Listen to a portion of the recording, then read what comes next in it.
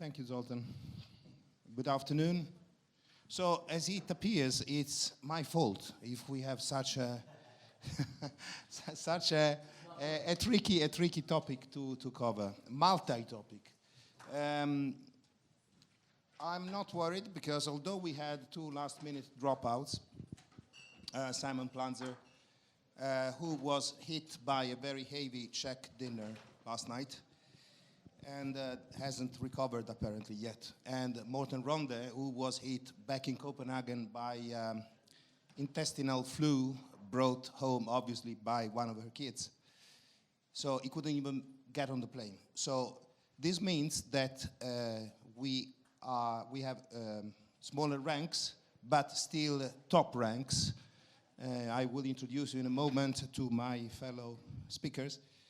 I will do the moderator, but also I will entertain you on some regulatory updates and developments from Italy, where I'm from.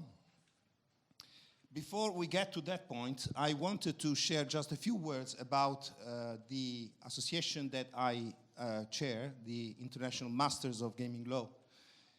I know it's quite a pompous name, I did not invent it, but it's about a global network of gaming lawyers, gaming specialist lawyers, advisors, regulators, and operators that are now more than 300 from all over the world. The IMGL was established in the year 2000 in Las Vegas, and it's now, it's still based in Las Vegas, but it's now a worldwide family.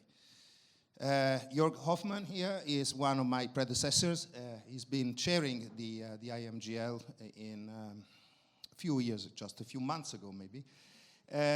We have 2 conferences every year, one in across the ocean in the States, which will be next month in Tampa, in Florida.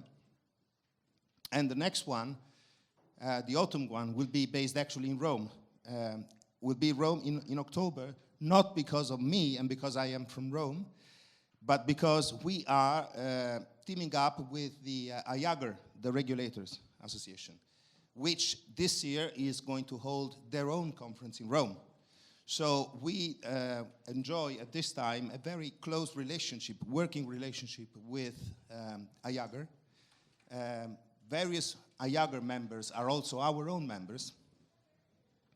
And we agreed that we would have some common paths while holding our respective conferences.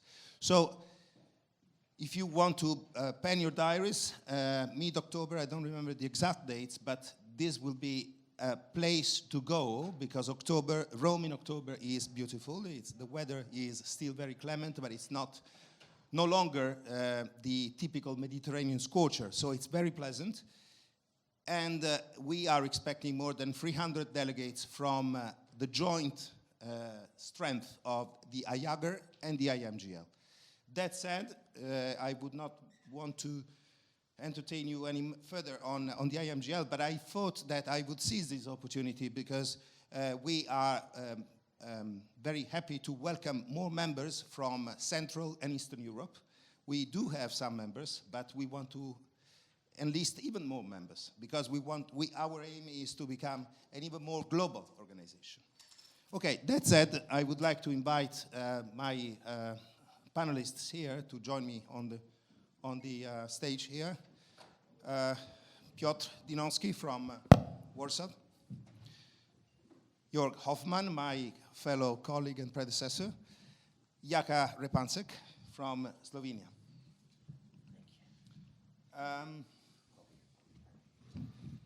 Grab your mics and maybe you can do a little intro for each of you, just to put some more substance around the name. Jörg. Thanks, Carino. Thanks, Mr. President, for welcoming us. As Carino said, my name is Jörg Hoffmann. I'm a gaming lawyer from Germany. My firm is called Melchius. And as you also mentioned, I'm a past president of the IMGL. And that's all about me you need to know today. So I'm passing the microphone to my fellow Jaka. Thank you very much. Thank you, Quirino. My name is Jaka. Come from Slovenia, from Ljubljana. I'm a general member of IMGL from Slovenia. Very proud of it. Wasn't very active the past 3 years. I'll explain why.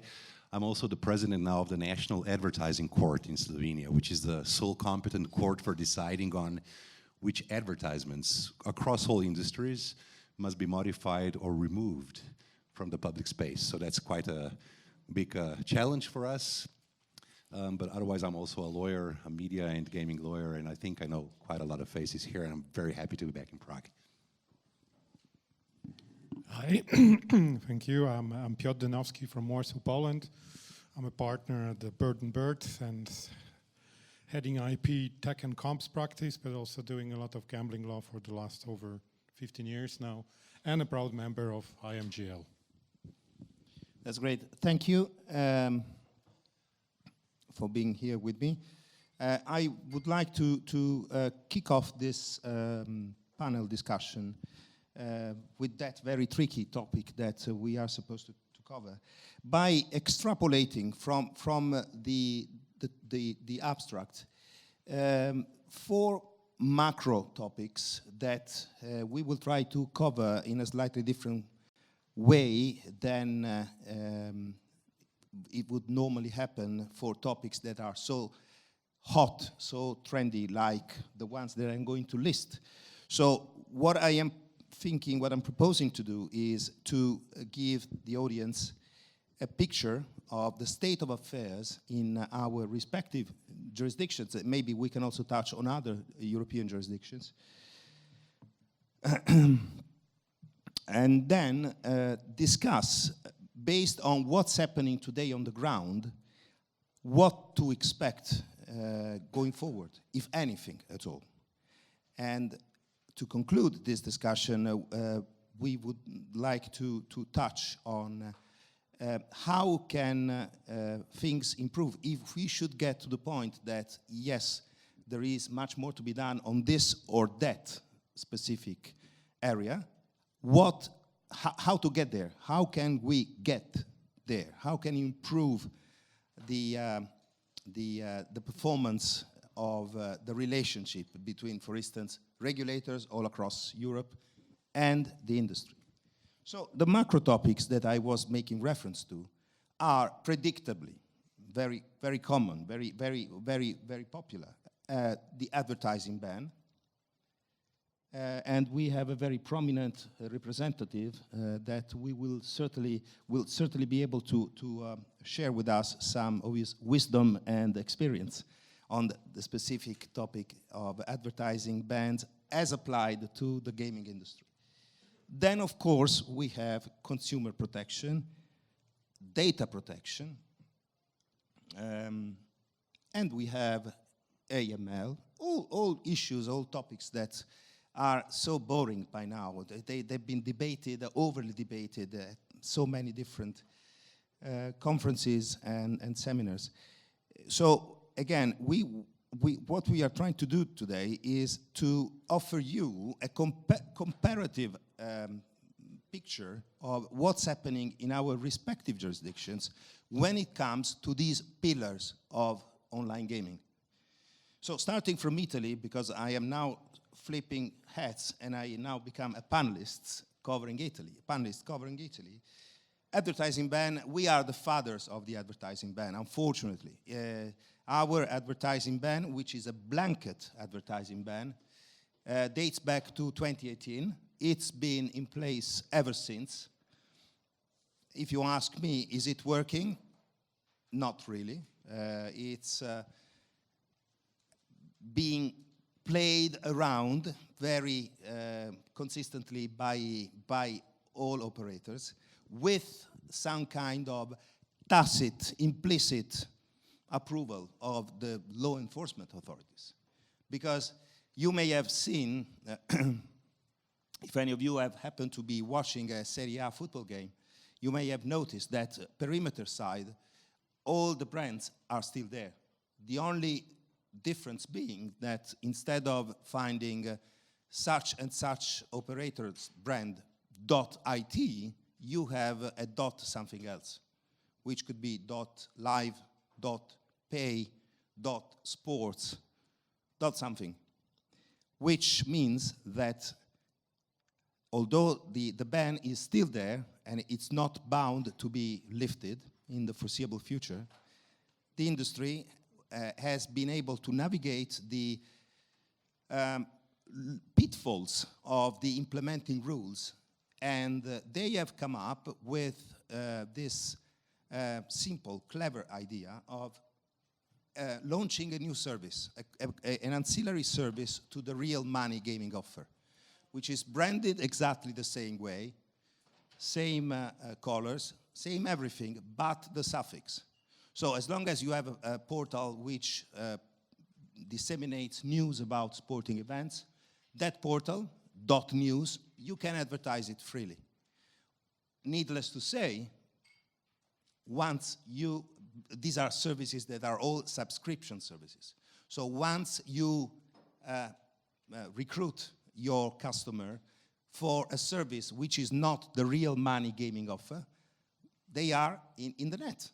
So you can easily then, direct them to the real money gaming site.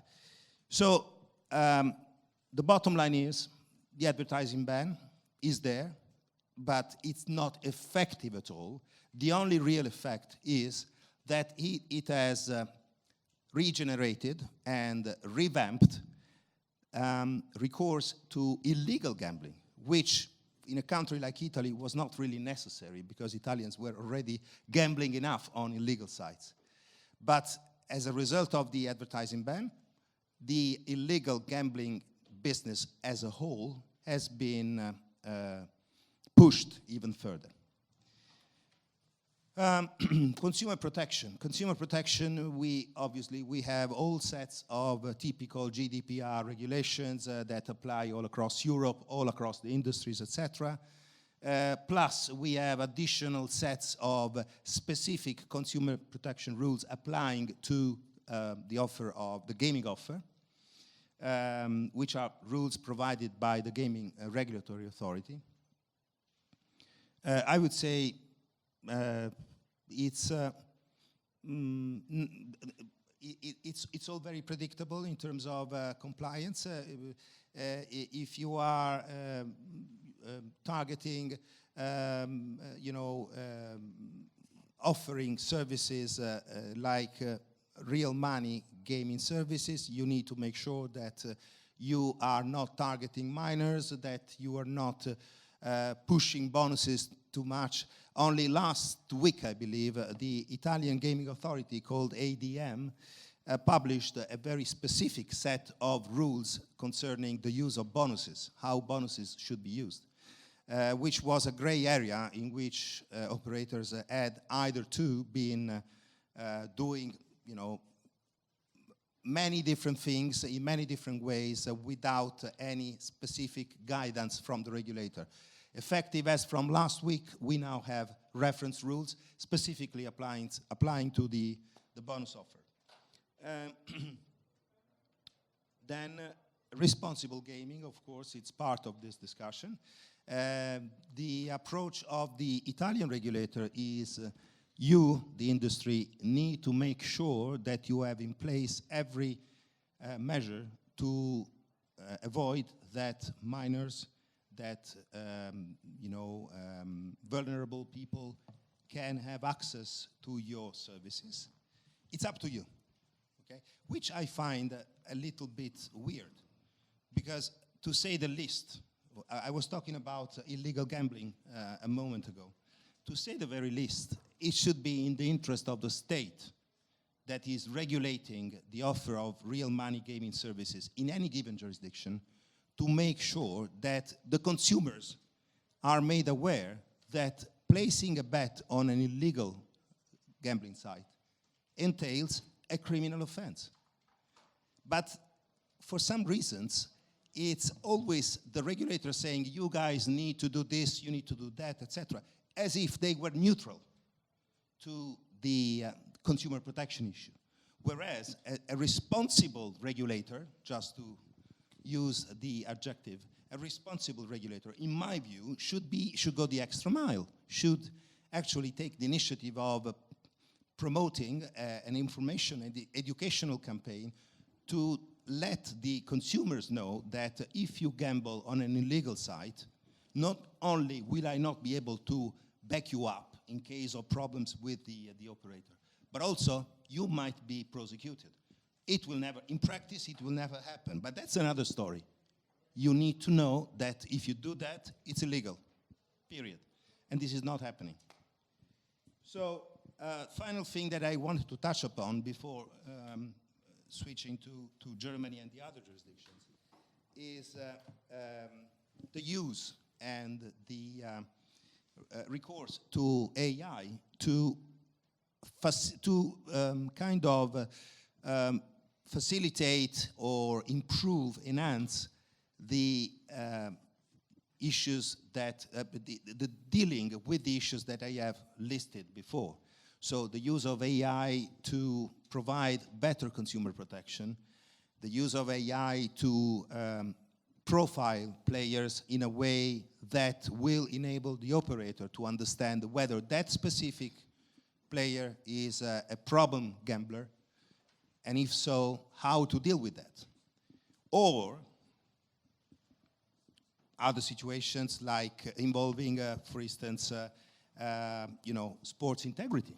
How patterns, behavioral patterns that are suspicious can be spotted.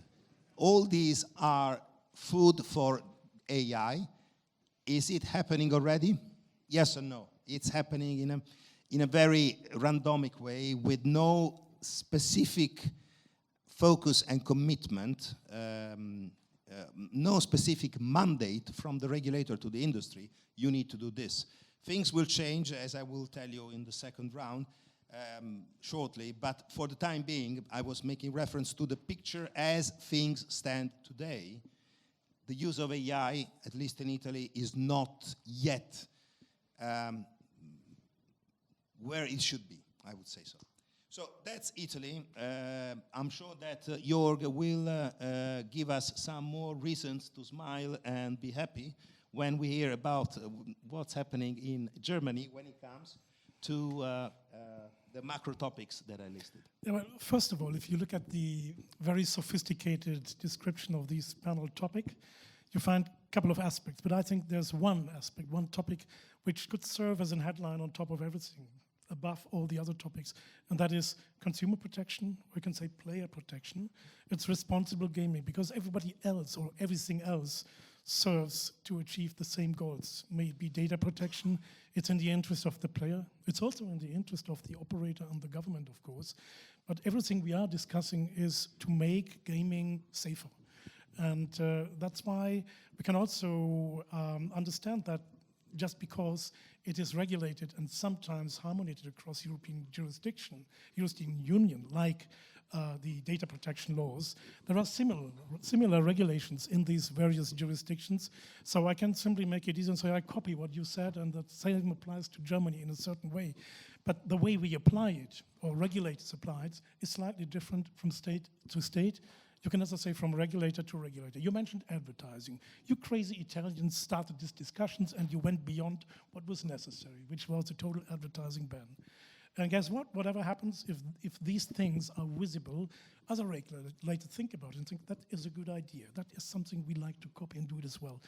We had seen these discussions in the UK. In the UK, maybe for another reason as well, because the industry did too much of advertising. It was visible 24/7. It was around the corner on every street, sports betting, advertising, and all these things. People get annoyed, and there is emotion. Politicians take it up and bring it to the regulators, legislators, and then you see more and more restrictions. In our state, in Germany, which is a combination of 16 states, that's why we call it federal, we had this discussion, it's an ongoing one. We started with implementing many restrictions in the so-called interstate treaty. That's the governing law for gaming in Germany, for regulation. It's a treaty signed by all 16 states, by the prime ministers. The first one, which is relevant to mention, came into force in January. The current one replaced it in 21, 1st of April, and that's the framework we're dealing with. And you find watersheds, so no advertising for certain online offerings before 9 o'clock p.m. and after 6 o'clock in the morning in order to protect the minors. And then there's a lot of limitation how to advertise. I would say you find this in every license condition elsewhere, more or less the same thing. But this discussion to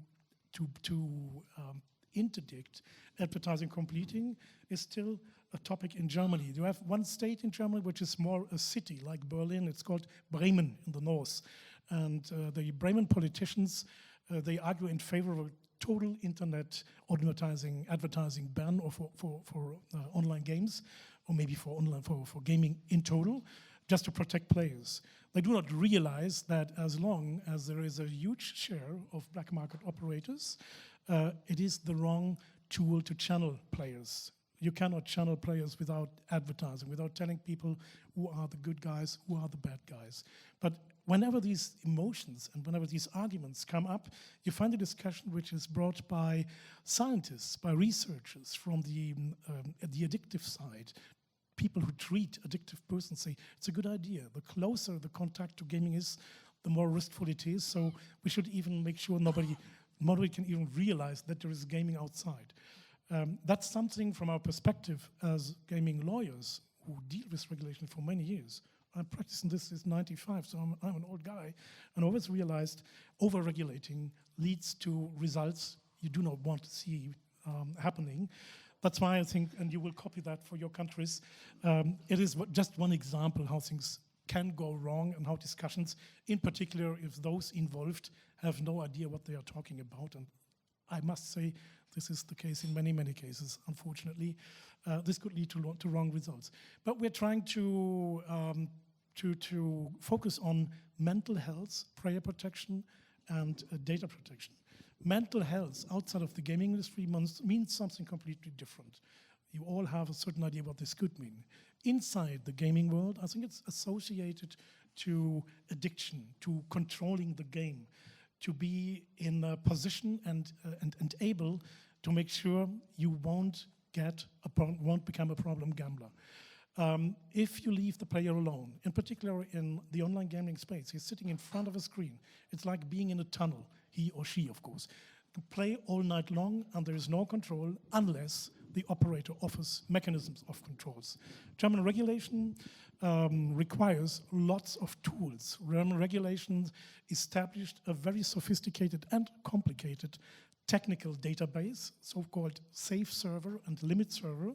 The German name for it is LUGAS, which is able to monitor player behavior and stakes and all events in real time, which is able to control limits. Every player has to set limits. We're talking about deposit limits, as a mandatory state limits. You can apply loss limits, and once you do so, it's even cross-operator based. So this technology allows the regulator and of course the industry to make sure if someone's got a deposit limit per month, maybe 10,000 euros, the statutory is 1,000, but you can apply for an exemption, and he deposited 8,000 euros with Bet365 and want to deposit another 5,000 euros with Tipico, it won't be possible because the system says you're exceeding your budget, you're exceeding your limits.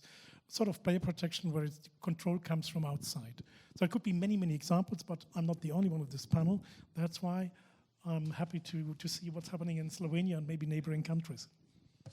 Thank you so much. I'm going to disappoint you because I have nothing to add. So I'm not going to talk about this tiny little alpine nation of 2 million because I would just be repeating ourselves, and we can be here just like echoing about how stupid some member states of the European Union are for implementing over-regulated measures, as contrary to some other states who are doing the opposite. That's why I'm going to talk about something else, which I think is very important in the context of our discussion today. How many of you have heard, learned, and read the implication that DSA will have on gambling industry? Do you know what DSA is? Who knows what DSA stands for? What is it? It's called Digital Services Act. it was fully implemented on the 17th of February this year. It's a new GDPR, but just much more powerful than GDPR. It's going to be a bigger game changer in the world of privacy and advertising. It's a horizontal approach, so it's going to include online gaming as well than GDPR was. So first homework, when we talk about this broad topic that Zoltan and the artificial intelligence probably created for our panel today, we need to know about the so-called European digital sovereignty and the so-called European digital decade. When Ursula von der Leyen, who is exiting the European Commission this year and probably or maybe will be have another 5-year term, when she started her office the first week, what did she say? We're entering a green and digital transition. Digital transition means a huge package of digital regulation which will also implement or affect gaming industry much more than we could talk about that in the last conferences. When it comes to horizontal approach of acts like DMA, Digital Markets Act, Digital Services Act, AI Act, which is almost implemented, Artificial Intelligence Act, we need to understand that this is now a pan-European regulation. It's not directives anymore, it's regulations. Now, we know the difference, colleagues, lawyers, between directives and regulations. If something in the media world where I come from, in the gaming world and advertising world was once regulated by directives, which means Malta can implement the same directive the Malta way, Italy the Italy way, Slovenia the Slovenia way, and we have one big mess. Now we're talking about the GDPR style regulation, which has direct effect in most of the articles in all 27 member states. More than that, European Union finally decided that we want to be global regulators, I hope in a smart way, in more ways than just the privacy with GDPR. That one of the ways to tackle and to protect the European regulated gaming market, not just gaming, it goes for all the industries, is to find common grounds, level playing field, the Americans say, for all the regulated and legally operating licensed companies, not only in gaming, but we're talking about gaming today, in the European Union.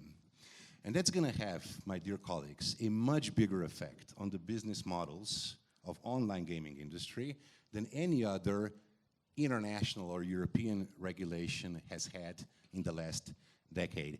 And when it comes to advertising, you know, advertising, just like gaming, to a certain degree is not, of course, part of acquis communautaire, the common law we have in the European Union. It's regulated, it was regulated on the national level and by directives. DSA now brings very strict responsibilities, not to you as operators, listen to me, but to the platforms. Do you know what a VLOP is? It's a very large online platform.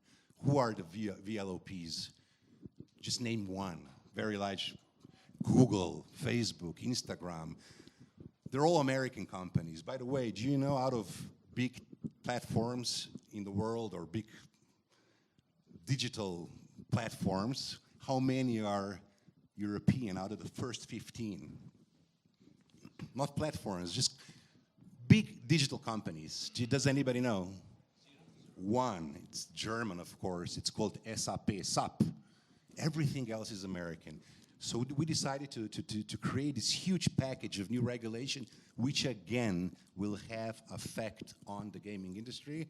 Even though it implements so-called horizontal approach, it will also have vertical effect on our industry. So it's gonna change a lot when it comes to responsibility.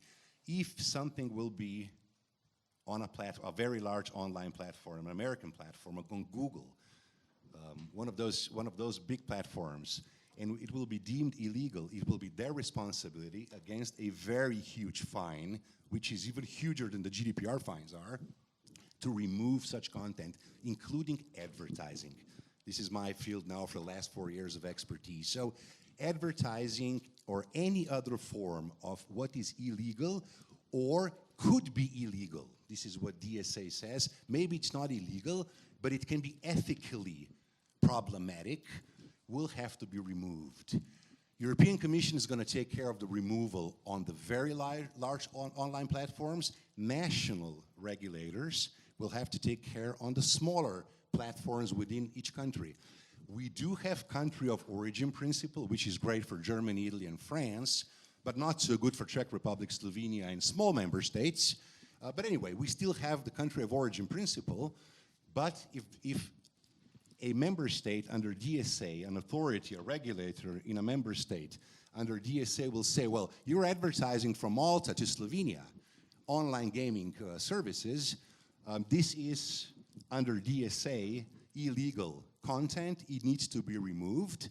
Then we will have, there's going to be instruments on how to actually implement such withdrawal of content. Now, before you start nodding, our expert associations in Brussels, which cover betting and gaming, say, well, it's not going to be that easy because such removal will still have to be against, well, the claim will have to be against the, we'll have to say, well, it's not only against the national law, but also the European law. We'll see how that will develop. But in any case, this is a big game changer in our industry, and I'm just going to focus on advertising for now because we don't have the whole day, and that is my field of expertise. And with this, I'm going to give you the word, please.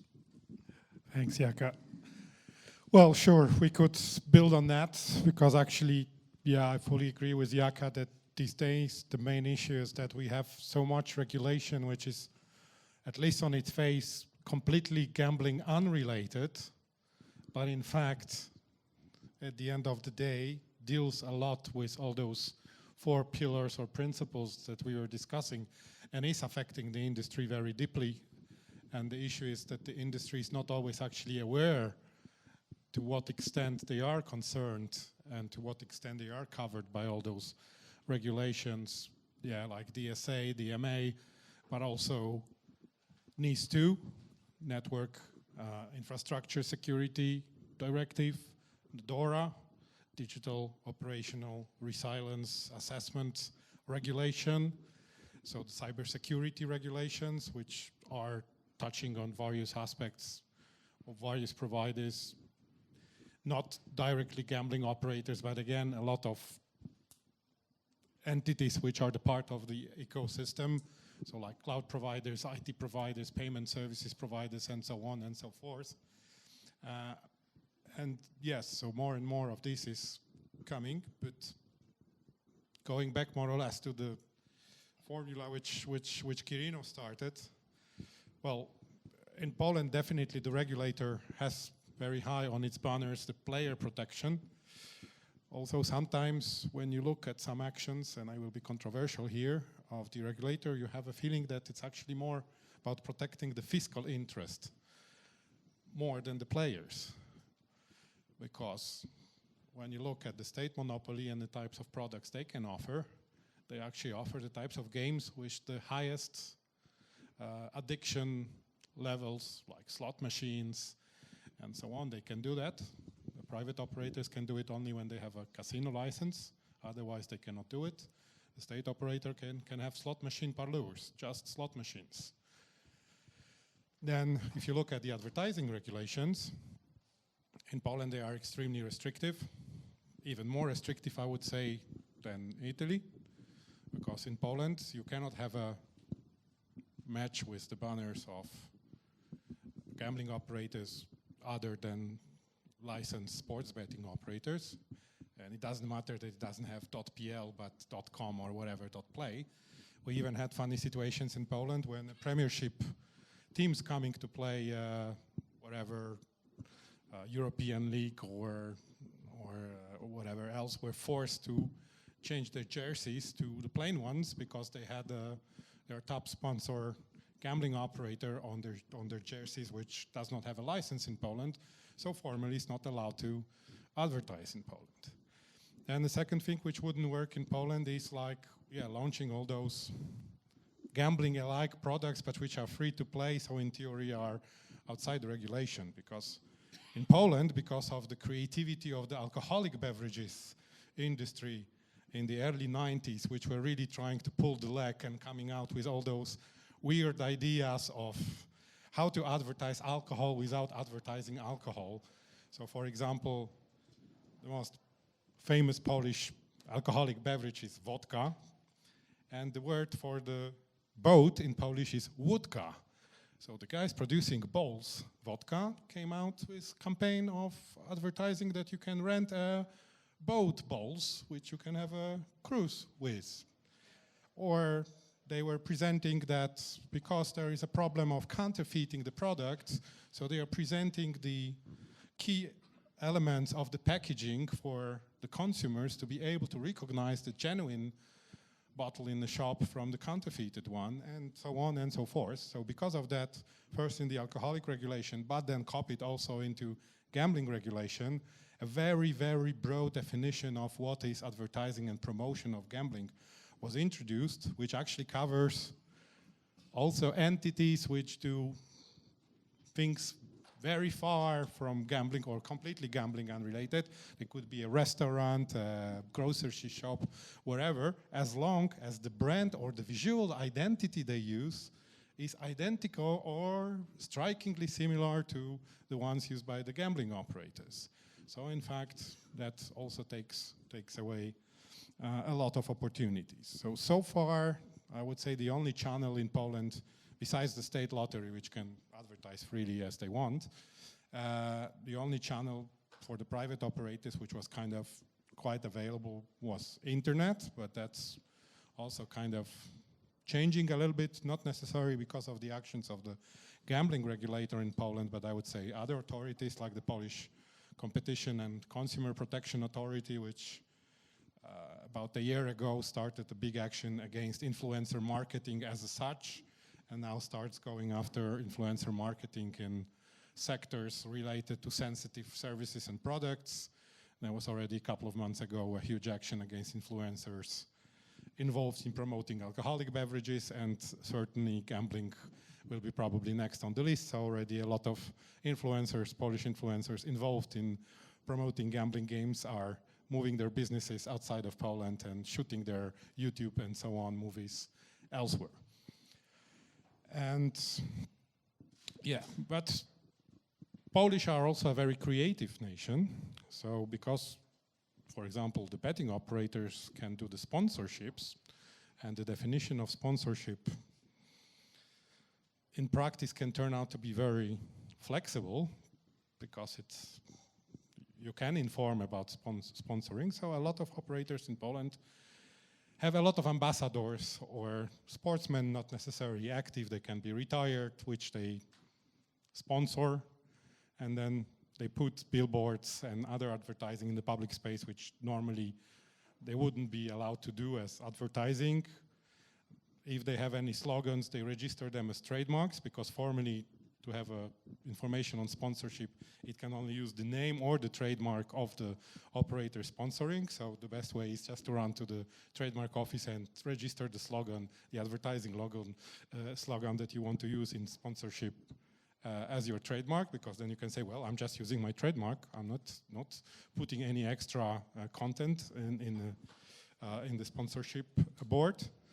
So, of course, there are ways around that. And then on responsible gaming, well, I would say in Poland it's not very sophisticated and pretty artificial, I would say. Of course, there was a requirement introduced in the Polish regulation a few years ago that every license operator needs to have in place a responsible gaming policy.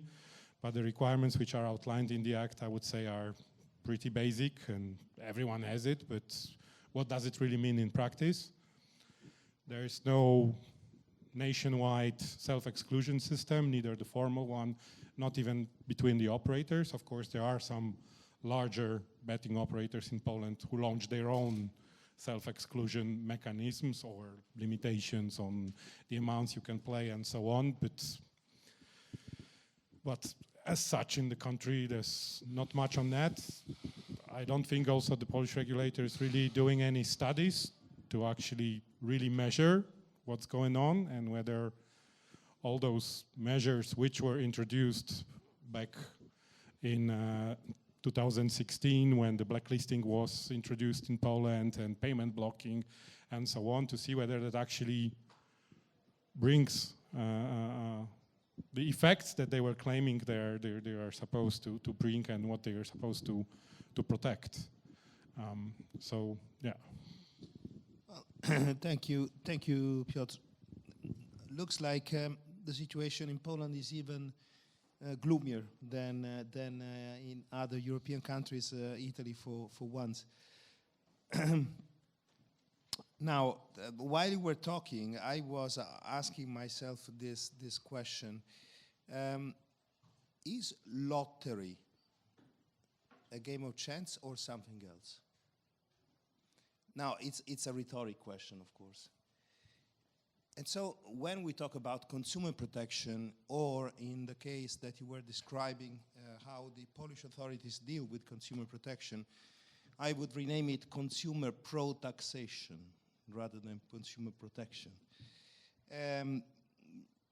There is this hypocrisy that, you know, on the one hand, you're trying to limit, restrict the bombardment of advertising messages towards vulnerables, towards minors, towards problem gamblers, and the rest, towards consumers in general.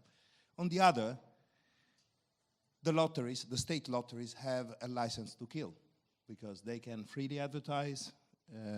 The advertising restrictions that we also have in place in Italy do not catch lotteries. So lotteries can freely advertise as they most deem fit their products. Obviously, we're talking about state lotteries. And that's an hypocrisy to me. The other hypocrisy is that if I were to look from the satellite to what's happening regulations-wise all over Europe, the approach is what worries me, because with the only exception of the UK Gambling Commission and possibly the MGA in Malta, the other regulators are imposing their rules without any serious, structured, organic consultation with the industry. This is happening in Italy. They do have stakeholder consultations, but it's another example of big hypocrisy, because they have a plan and they will deliver that plan, no matter what the industry may say or may suggest. And this is something that I find a little bit worrying, and also telling of the approach, which is not a sound approach. Because at the end of the day, what we are talking about a business that is certainly in the interest of the state, because if you are playing by the book, you are operating under the scope of a license that I granted you. You know, I'm happy because you are paying taxes, you are compliant, etc. But on the other side of the spectrum, the industry should be equally happy if they knew that when the regulator set off giving them new regulations to deal with, new rules to comply with, these rules were not stemming from some political vision, some highly politicized vision of how bad gambling is for the society, how negative it is. Again, talking about paradox and hypocrisy, I never, although I do lots of research for my business, I never come across the key numbers, the key figures, which I know, by the way, but I know because I happen to speak to the regulator quite often. So I know that when it comes to, gaming tax revenues, in Italy, we are talking in the region of 11, 12 billion every year, coming from all sorts of games, including the slots, the scratch cards, the lotteries, online, terrestrial, etc. We're talking big money, okay? So my point is this. If we are talking about one of the most important industries, and we want to make sure that people come to this industry, by the way, in a few months' time, we will have a new license standard in Italy, which is going to be 35 times more expensive than the previous one. Previous one that was run in 2018, licenses would be given out for a license fee of 200,000. The new license fee will be 7 million in the new round. So how can you possibly, if you are the Italian state, how can you possibly sell a license that is so bloody expensive on top of many different regulations that you are going to impose to your licensees, if at the same time you do not show the industry that you're backing them up, that you are doing something proactively to prevent more illegal gambling phenomenons, to disincentivate the consumers from going on a .com versus a .it. And if you don't do, which I find also weird, if you don't do something which is very, I would say very basic, a simple independent research of any type of phenomenon, illegal gambling, problem gambling, responsible gambling, whatever it is, that you want to regulate. In order to do that with some kind of well-informed, well-supported background, you need to have an authority which can be the most independent authority, a university, you know, a law school based in New Zealand, whatever, that independently studies the market and maps out the problems which must be supported by strong evidence.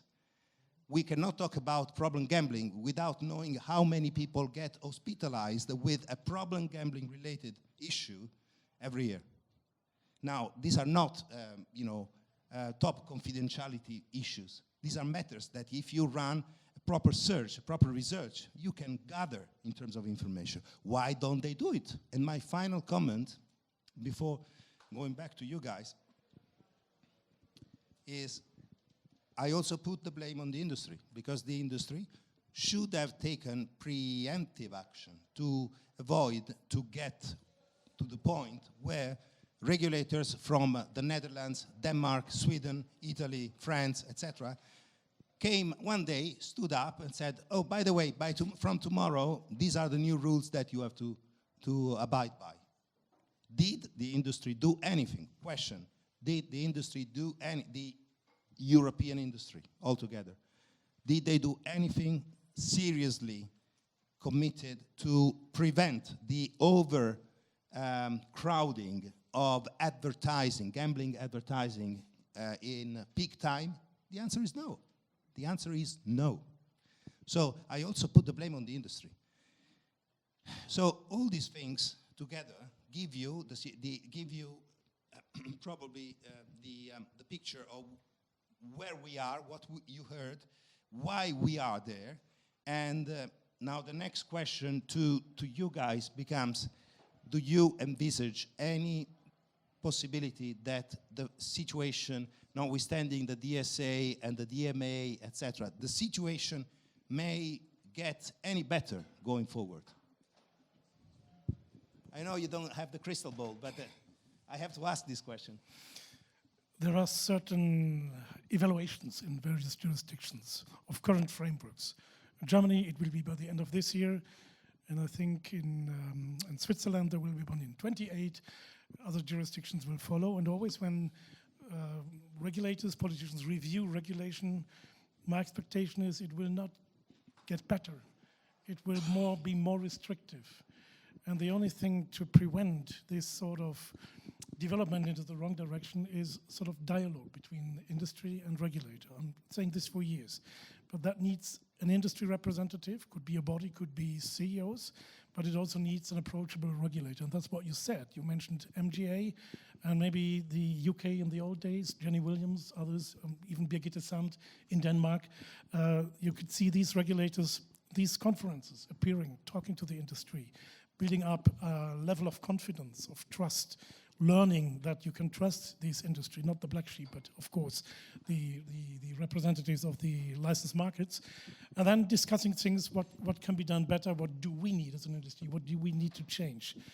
This is a very slow motion process, and I still give not up the hope that it will work someday, but the issue is that there are so many stakeholders involved outside of this industry. This could be even hearings with political parties, with unions in the UK, churches. So everybody's talking, and whenever you think we need to change, it's always in favor of more restrictions.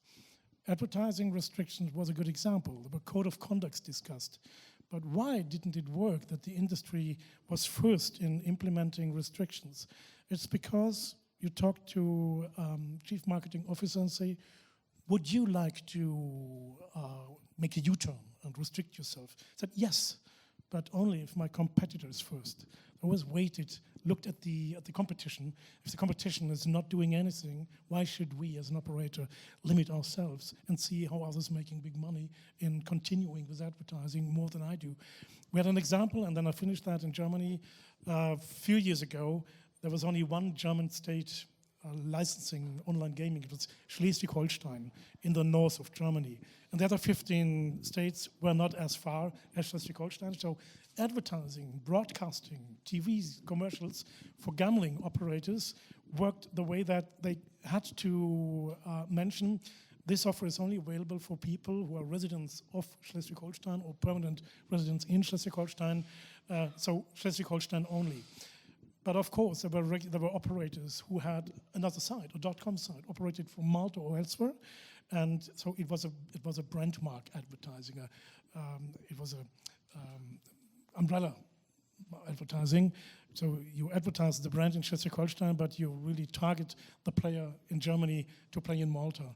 And the regulators started to complain, and there were consultations. And a few operators said, yeah, we understand, we seize this. Others didn't. So nobody wanted to do this. And that's why it went beyond what was acceptable. It's years ago, but that's the typical behavior of the industry, which we should reflect. Yeah, just one quick comment before we switch to Jaka. You gave me a fantastic assist when you spoke about improving the dialogue between the industry and the regulators. So that's all the more one good reason for all of you guys to make the trip to Rome, because that's what we are actually planning to do. We are investing a lot of time and efforts and energies in fostering a relationship with, a special relationship with the regulators. There still is a lot of reluctance or hesitation for them to get close to us. But I'm happy to say that we are breaking ice.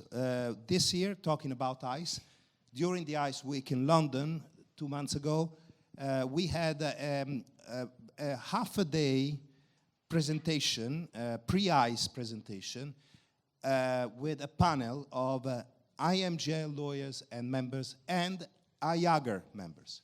So we are investing a lot on this special relationship, because I strongly believe that that's the way forward.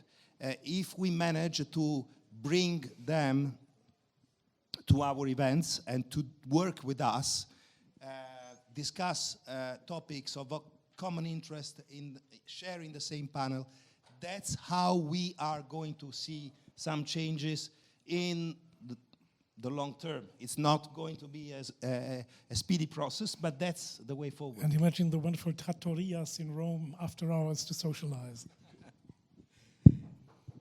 Jaka, you're a big fan of Italian trattorias. I am. I'm looking forward to Rome. I live very close to Rome, as you know. I mean, to Italy, not to Rome. Slovenia is just on the border, so I live about 5 kilometers away, and you know I love it. Guys, we're running out of time, so I'm just going to be very short. I want to make this point again. There's not one regulator anymore. in gaming. There's many regulators. We were used to having a regulator say, when we talk about regulators, it's the gaming regulators. Online gambling and gaming is part of digital regulation. And digital regulations means regulation means digital regulators. And those acts that you have to learn about, they appoint various regulators who will also have certain competencies and effect on our business. So that is a truth that we have to get adapted to in the digital world.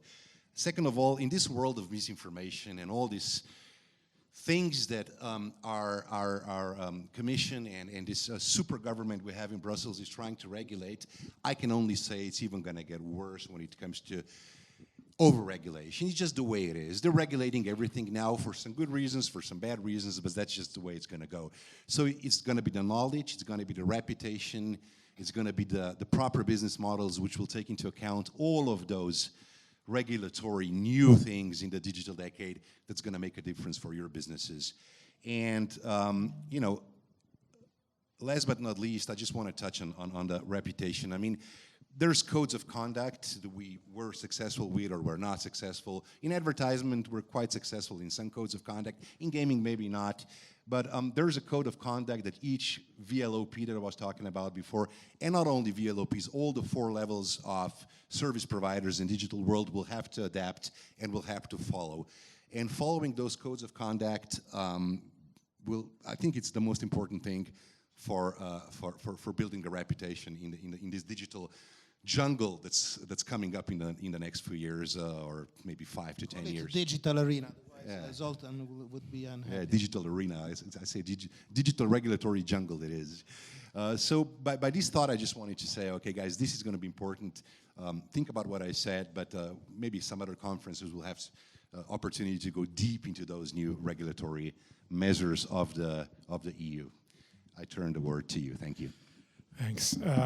Very shortly, not to prolong too much, and in general, I would echo everything that was already said, but I generally, unfortunately, also think things are going into more restrictive direction. If you have this satellite look of what's going on, even countries like UK, which for many years used to be a highly regulated but still fairly reasonable and I would even say liberal in many aspects market, it's going more restrictive now, and then all those advertising bans and prohibitions here and there, prohibitions on gambling on credit cards and whatnot, coming in different jurisdictions, loot boxes which are coming back again after a couple of years of silence in many jurisdictions and so on. But to end on a positive note, despite all of these going more restrictive, there are still kind of new markets kind of trying to open up for business. Of course, we could probably spend another hour discussing whether it's truly opening up sometimes. But this will be the topic for Mare Balticum. Well, you have countries like Finland, which will be moving away from the state monopoly into some kind of licensing regime. Of course, it still needs to be seen what this regime is going to be.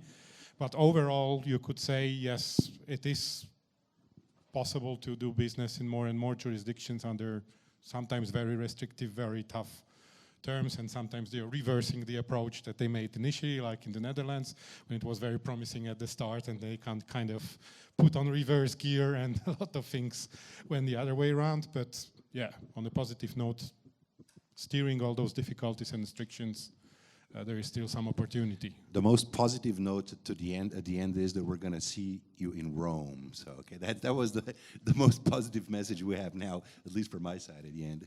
Yes, looking forward to that. I think we can wrap it up here.